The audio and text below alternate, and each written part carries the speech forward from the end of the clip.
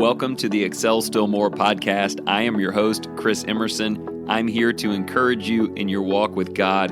Thank you for joining in. Today's podcast is sponsored by Cunningham Financial Group. John Cunningham is a friend of mine and a brother in Christ, and he can help you with financial decisions and future planning. He's been a big help to me and my family, and I commend him to you. You can reach him at 205-913-1720. I am so thankful you're here, so let's get started.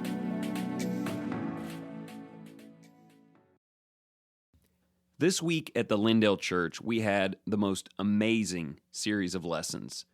Chuck Durham came in, and he preached 6 sermons, all related to the family, how to build stronger marriages, how to create generational faith. There were several thoughts about parenting to raise Christian kids. His thoughts this week and a particular book he suggested are responsible for the direction we'll be taking in today's podcast, but I cannot recommend strongly enough that you go and catch those lessons. You can go to the Lindale Church of Christ webpage or Facebook page, or you can just send me an email, emersonk78@me.com, and I will add you to a list where you get all the sermons every week, and I'll make sure you get those links. All of the lessons were so good, some of them kind of hard to hear. Maybe I got a little taste of my own medicine this week. But as a husband and a father, I found them super beneficial, and especially the last night when he talked about parenting, and afterwards there was all this conversation going on. I felt like we were there for an hour afterwards, just talking to families about the way they're trying to keep their children directed towards a self-disciplined life that really learns to be faithful servants to the Lord. From those conversations, and really Chuck's lesson, there were 3 words that kept coming to mind for me: early, often, and less. It's kind of a mantra that Summer and I have had for our entire parenting lives, a method of approach, a strategy that we both feel like has made an enormous difference when we implemented it, and ultimately I do want to share it with you today. Before we get into that, I do want to mention a book. Chuck referenced and quoted this book frequently in his final lesson. It's called The Naked Truth. It's written by Lakita Garth, and it's ultimately an instruction book on abstinence. It focuses in on teenagers and how we can help them understand the need to keep their bodies from the immorality around them and really come to grips with these statistics. How much more likely you are to achieve what matters most to you in this life when you, as a young person, are able to discipline yourself and not engage in things that you know will hurt you.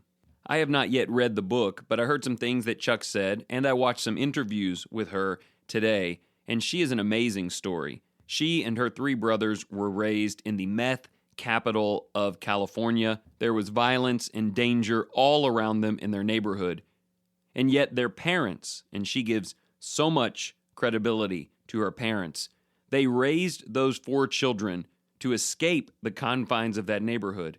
They became business owners, attorneys, successful by every metric.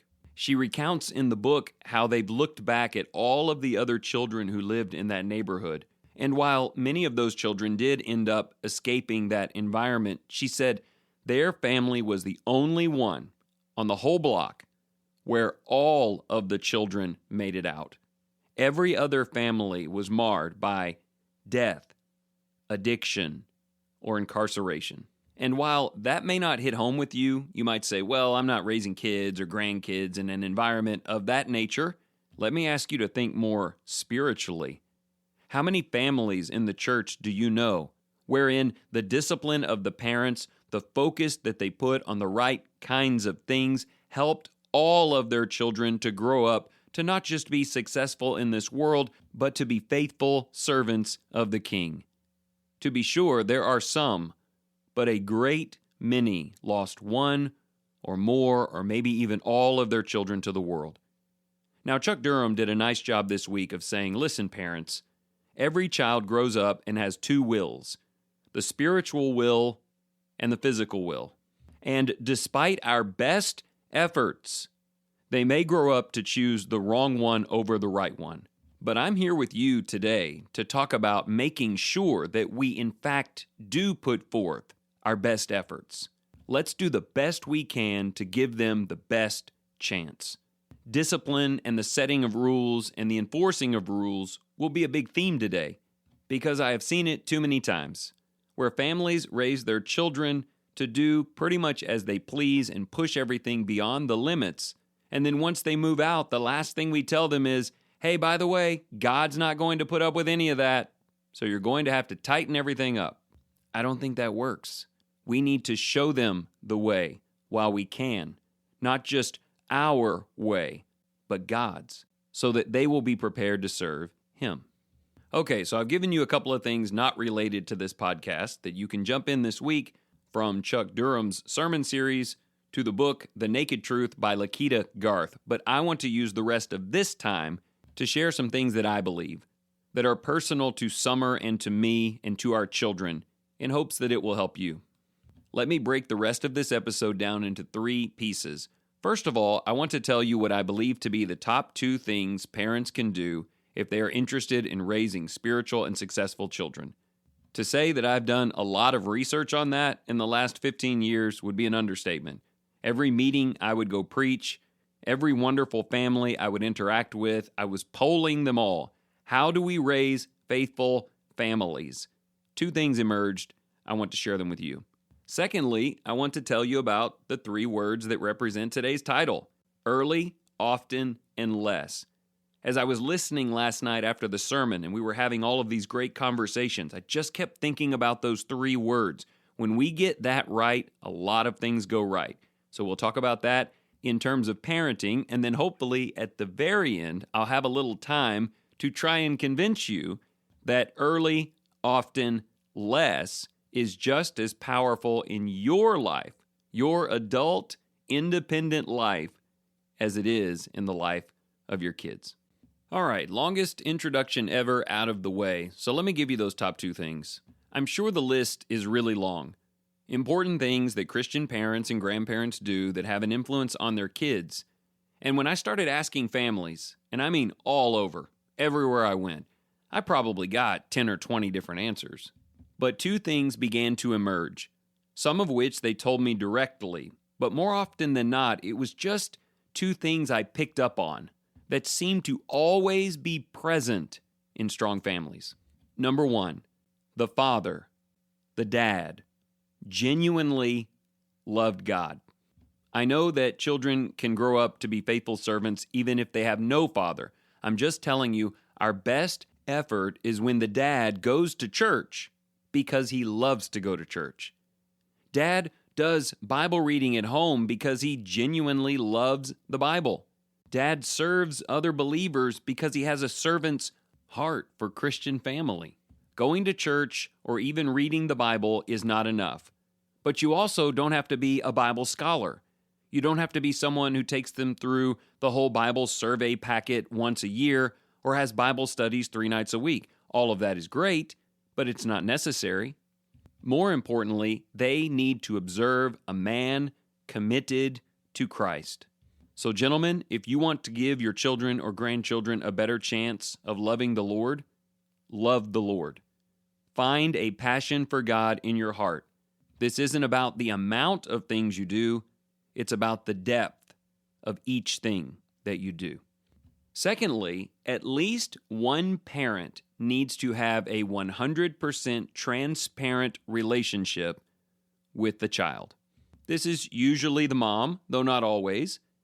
In our marriage, it is. Hannah, who's now 20, told Summer everything. Luke is 17, Nick is 10, Ella is 8. They can't hide anything from her. They don't want to. She is an authority figure in their life, but she is also a great listener. She takes genuine interest, and they love to share with her. Any details I would give you would just embarrass my kids, so I'm super tempted to give you a bunch. But suffice it to say that my 17-year-old son has shared all of the ups and downs of being a teenager with his mom, and sometimes with me. Listen carefully. To the extent that a teenager begins to build a life pursuits, friends, direction that is hidden from his parents, he has already begun to live a double life, and this leads to really scary results. Okay, so that wasn't a part of our title, and I may have even talked about it before, but those two things mean so much to me. Genuine, loving passion for God from the parents, and an open, honest, transparent relationship with the children is huge. But as we get to this second portion of today's episode, I feel like we need to back up a little bit. Those points relate to teenagers. What about 2-year-olds? What about kids when they're 5? What about when they're throwing temper tantrums? What about when they're pushing the buttons as far as they can push them, or they tell their first lie? Do you realize, as parents or as teachers, that the way you handle those situations is setting the table for the next 10 or 20 years? If you've already raised children, you probably already know that. Lakita Garth put in her book this great quote by her mother: "If you don't raise them right the first time, you'll be raising them for the rest of their lives." So here's a big secret for that. Early plus often equals less. It's not just 3 words, it's an equation. 1 plus 2 equals 3. When your child or student does something they should not do, catch it early. Don't wait until they push it as far as it could go, or they cross some arbitrary line that is honestly already way beyond proper bounds before you do something. The opposite of early is late. Late is after they have stretched it as far as they could go. Late is sitting back waiting on unpleasant things to unfold, and then after they wear out, you'll step in and do something. Well, when they're 17, they'll practically never wear out, so that strategy's not good. So the first step is, when you see something they should not be saying or doing, act early. Now that's not too tough until you add in the second thing. Not just early, but often. How many times should I act early? Every time. How many times should I address the small offense, or when should I wait to see where it goes and then address it? Answer: always, and then never. Always address it early, and never wait to see how far it goes. Now, you might be thinking, that sounds super cruel. I'll be getting on to them all the time. But I'm not talking about yelling or spanking, not all the time. I've never yelled, I don't think, at my kids, and honestly don't physically spank them all that often. It can be just a pause in the action to have a conversation, which I think my kids loathe even more than spankings. But the opposite of often is infrequently. If we discipline our children infrequently, sometimes we take the time to address it, sometimes we don't, they will start playing the odds on that. They'll be like, if I throw this fit, if I hit my brother, if I tell this lie, chances are nothing will happen. Why do they believe that? Because of how many times nothing happened. Early plus often equals less. This was our basic hope for our children. That if we always took the time at the earliest possible level of any offense, and we did that every single time, no matter what, that either their behavior would change long term, or we would just sell them. Okay, I didn't mean that. I mostly did not mean that. But it didn't come to that. Because early plus often eventually led to less frequently, and without too much time passing, ended up not being a problem at all. Summer and I were talking about 2 examples of that last night. When our kids were really little and they would scream, yell, throw a fit, she would pinch them. Every time. As soon as it started, pinch. Every time. And for a little while, she's thinking they're not going to have any skin left on their legs. But it didn't take long for them to understand the boundaries and eventually just give up. Think about that in contrast to parenting, where sometimes you pinch them, sometimes you don't. Sometimes you let them yell for a while, sometimes you don't. Just depends on how busy you are. That is an exhausting and disastrous approach that will have no end. We've had a rule in our house during the entire time that we've been parenting that there is only one place in the home where fits can be thrown: their bedroom. Never in the living room or kitchen. That's our family space. This is a happy space. Only good things happen here. Disaster happens back there. So every time, even a little bit, when they would get out of line, they'd see me point to their room, and off they would go. Took a little extra motivation the first few times, but eventually they would just walk back there. And whenever they were ready for the land of the living, they could come out. We did it early. We did it every time. And eventually, we stopped having to do it. I really hope you're hearing this the right way. The Emerson family is not a perfect place. We make mistakes. We have a beautiful, faithful 20-year-old and a wonderful Christian husband. My 17-year-old Luke, things are looking pretty good. And the 10 and 8-year-old pretty much terrify us. But we're doing the best we can do. And this simple formula has brought about the best results for us and for people we care about. As we get to these last few minutes, let me just expand on the early plus often equals less concept beyond just young children. Firstly, I want you to know that it does in fact scale well as they become teenagers and even older. In fact, I might say it becomes even more crucial when a teenager begins to talk back or they start to skirt the truth just a little bit. How long do we want to let that go? How often does that need to be addressed? And do we understand that every time we let that go one step farther, we lose that transparency between parent and child that I talked about earlier? Sit down and talk about it early. Sit down and talk about it every time. And eventually, you won't have to. All right, last thought for the day. Early plus often equals less is a good guideline for each and every one of us. Discipline isn't just something you're trying to implement in the life of kids. Self-discipline is something you're trying to carry in your own life. First and foremost, I don't want to be a hypocrite. I don't want to be talking to my 10-year-old saying, we need to address that now, we're going to address it every time, and eventually we'll get past it. Whereas in my own life, my strategy towards my own laziness or weakness or problems is later, occasionally, but probably forever. Did you hear what we did there? I just inverted everything in the strategy. When it comes to my own weaknesses, I'll let them ride for a little while. Eventually, I'll do something if it gets too out of hand. I may not address it every time it comes up because I'm busy and, I don't always have the time to sit down and go, okay, what did I just do? But later plus infrequently means I will probably be battling whatever that issue is until the day that I die, which I know is not God's plan for me.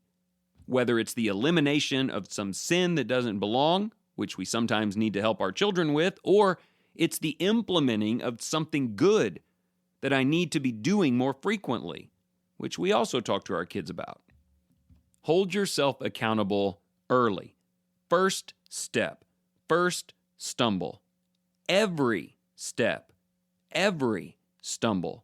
You say, man, that's going to be very involved. I'm really going to have to give attention to this. And I'm like, yeah, now you're starting to get it. As unpleasant as that might be, it narrows your walk. It keeps you on a very precise path, and eventually that becomes your path. And those missteps disappear. I can tell you I want that for my kids, but I can also tell you I need that for myself. Listen, I don't know what's gone on in your life or the life of your children, but I want you to feel optimism and hope because the grace of the Almighty God is new every morning, and you can start from here in your life and in the lives of those you love. If you will adopt one simple equation, early plus often equals less.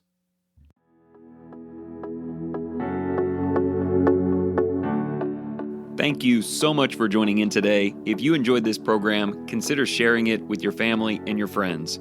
And if you're just in search of deeper Bible study or you want to share the message of Jesus with the children in your life, remember to go to creationtorevelation.com.